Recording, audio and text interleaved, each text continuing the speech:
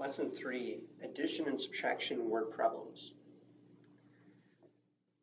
So when you solve a word problem, there are certain steps that you should take to help you determine how do you get to the right answer. The first step is just to read the whole problem. So you know what they're asking, what information they're giving, and so on. So the next step after you read the whole problem is identify the question. Now you can underline the question so that stands out to help you understand what are you supposed to find. Then you are to determine what information is needed to solve the problem. Usually the problem gives you many things inside the problem, many clues inside the problem that's going to help you solve it. So you want to make note of those. Maybe you circle them, maybe you put brackets around those pieces of information. Then you identify what is given that will help solve the problem. Not everything given in a word problem is going to be useful to find the answer. So you got to be careful that you're not using information that's not going to help you get to the final answer. And then the last thing is to set up an equation to solve the question. So when we do with word problems, there are some key words that you should look for. And today we're just looking at addition and subtraction.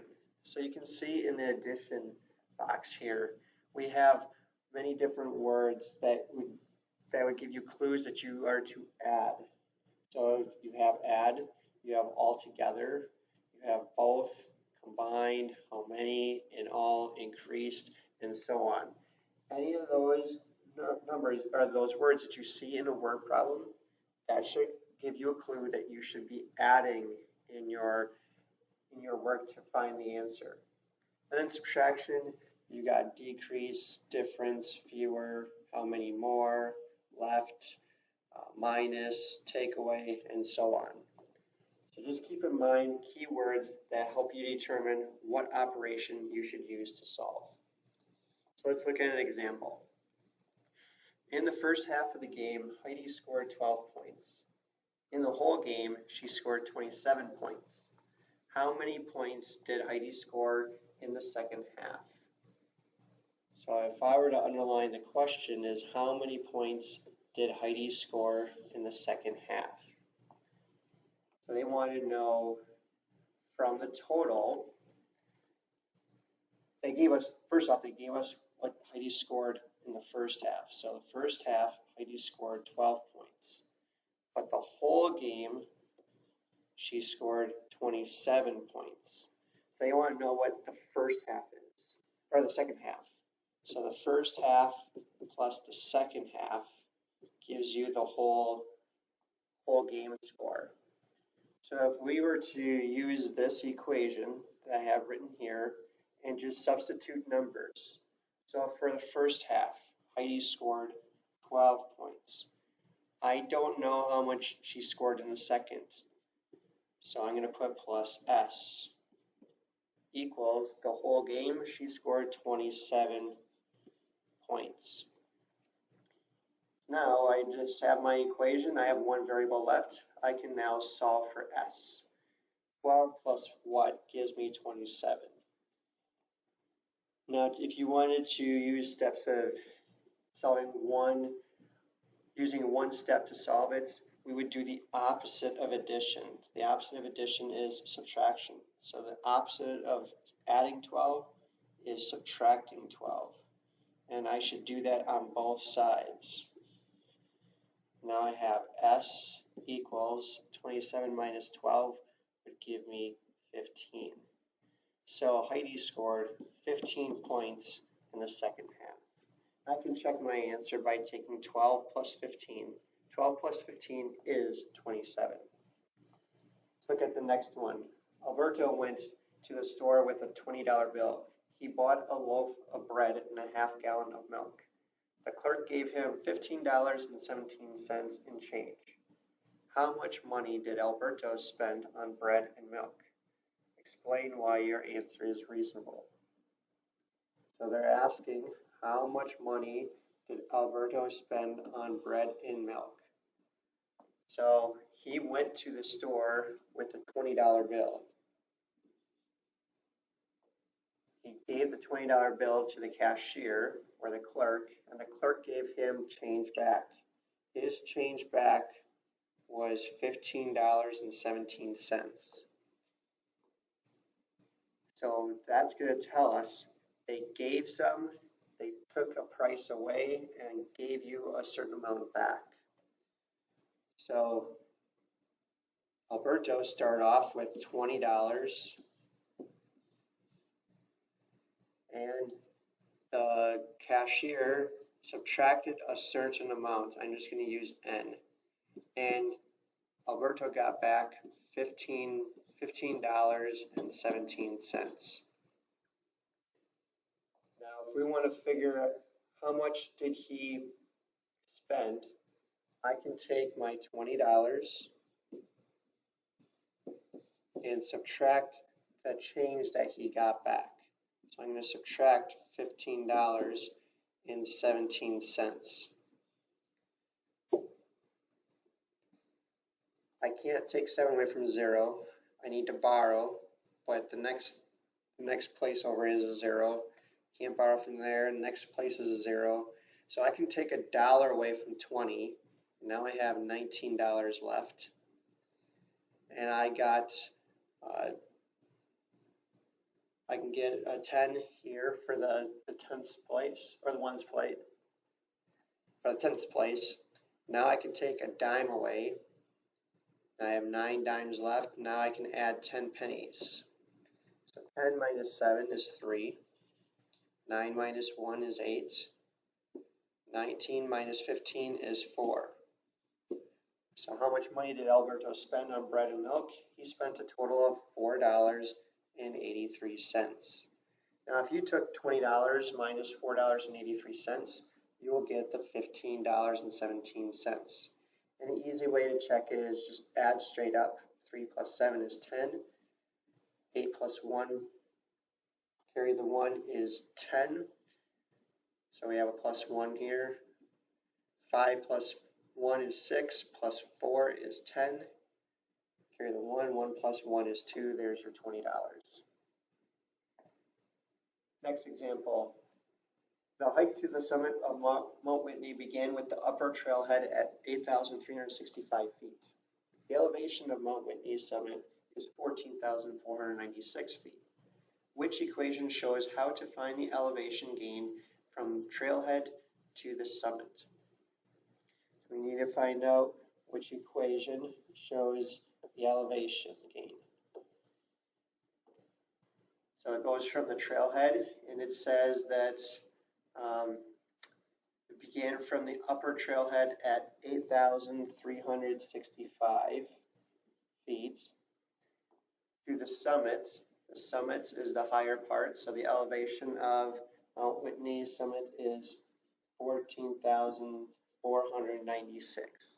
So we want to know which equation shows how to find the elevation gain. So how much did you gain from that? So we are finding how much do you add to 8,365 to find out the elevation gain. The correct one would be letter A, as we want to find out the gain. How much do you add from 8,365 to get to 14,496? Second example, President John F. Kennedy was elected in 1960 at the age of 43. In what year was he born? So if he was elected in 1960 at the age of 43, what year was he born? Well, we could take 1960 and we can subtract his age, and that will give us the year he was born in. Can't take 3 away from 0, so I can borrow from the 6. Get 5 left, add 10 here. 10 minus 3 is 7, 5 minus 4 is 1. So he was born in 1917.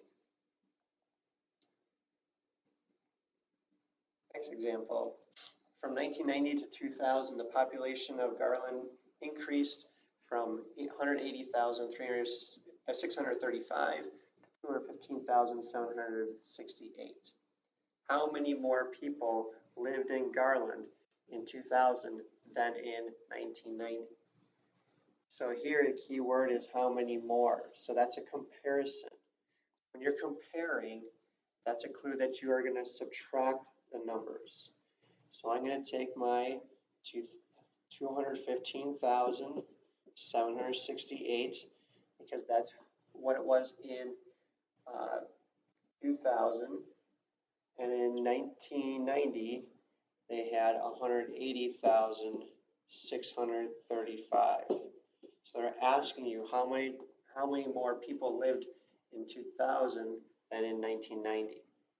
So now I do my subtraction. 8 minus 5 is 3. 6 minus 3 is 3.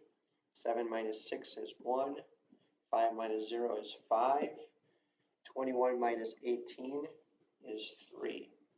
So there was 35,133 more people in Garland in 2000 than there were in 1990. Next one, Bean went to the theater with $20 and left the theater with $10.50.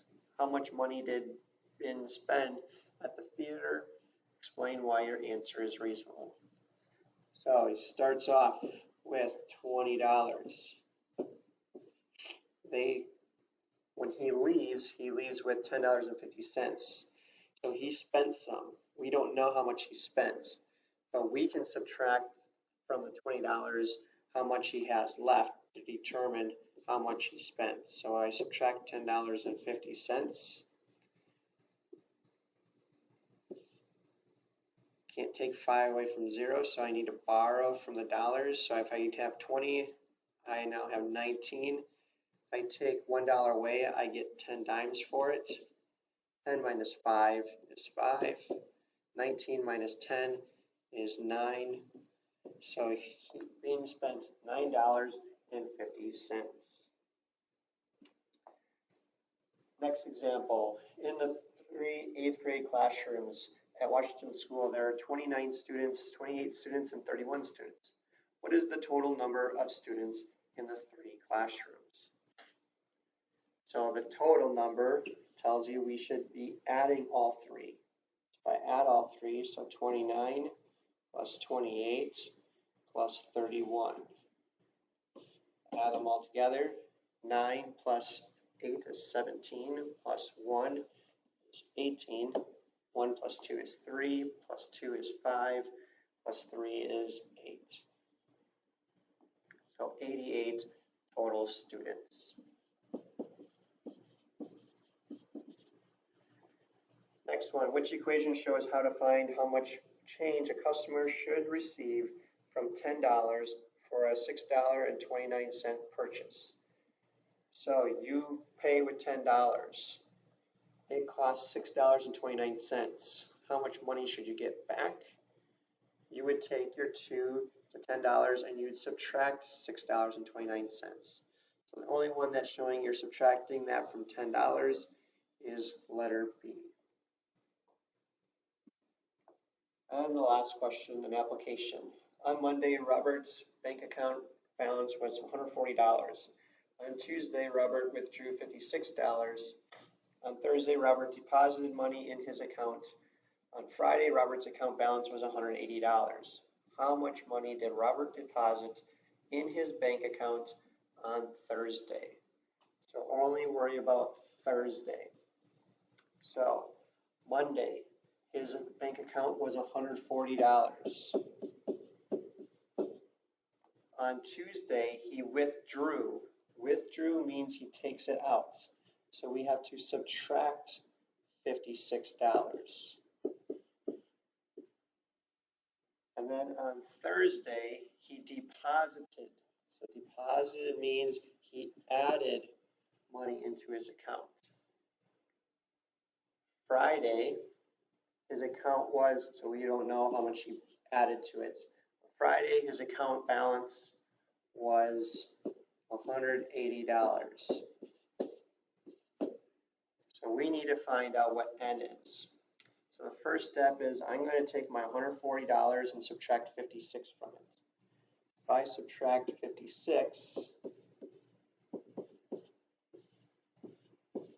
I end up with 14 minus 5 is 9.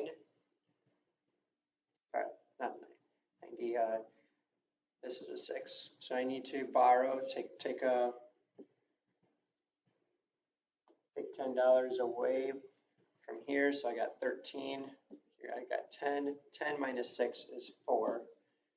13 minus 5 will give you 8. So $84 plus whatever he deposits, put back in, gives you $180. Now, for algebra, you would just get the n by itself, you do the opposite. So the opposite of adding 84, subtract $84. And you do that on both sides. So subtract $84. So all I have left on the left-hand side is n. I do my subtraction on this side. Can't take 4 away from 0, so I need to borrow. Borrow from 18, I get 17. 10 minus 4 is 6. 17 minus 8 is 9.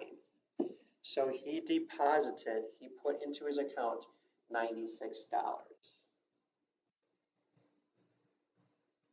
If you have any other questions on this lesson, please either contact me through email or put a note in Teams.